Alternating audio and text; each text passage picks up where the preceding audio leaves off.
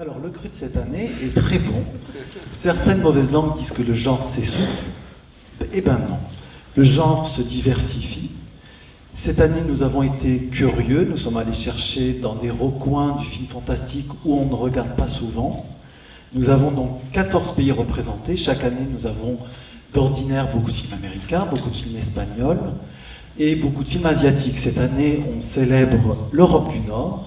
On célèbre des contrées un petit peu ignorées dans le genre que sont l'Amérique du Sud, à citer Cuba et le Mexique, qui nous envoient des films, des petites pépites. L'Allemagne est présente, donc comme je disais, Norvège, Danemark, l'Espagne bien entendu, et les États-Unis aussi. Donc nous allons accueillir de nouveaux territoires du fantastique. Le fantastique va se décliner sur plusieurs registres, le fantastique, le conte, la fable, l'humour, le détournement, l'effroi, l'horreur, preuve encore que c'est un genre prolifique et plein d'avenir. Vous dire que nous avons aussi beaucoup de premiers films, donc c'est un genre qui inspire la génération de demain. Vous dire qu'en court-métrage, nous avons de très belles productions, que les courts-métrages fantastiques ne sont pas des petites œuvres tournées en vidéo dans une salle de bain ou dans un salon, mais ce sont de véritables propositions cinématographiques.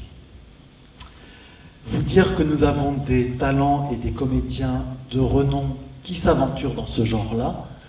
J'ai cité Noomi Rapace, j'ai cité Rebecca Hill, Emilda Toton. Donc encore une fois, le genre fantastique attire de grands comédiens. Que vous dire de plus?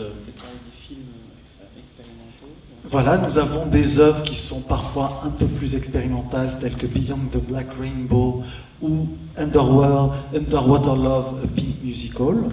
Donc c'est aussi des films fantastiques, mais qui vont en surprendre plus d'un.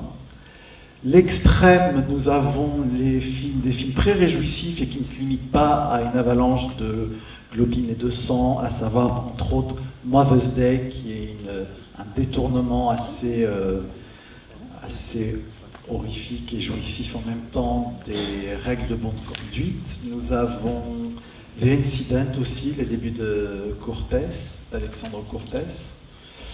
Et la nuit thématique aussi très importante, une nuit qui montre que le fantastique peut aussi faire rire et qu'on peut jouer de ces codes-là.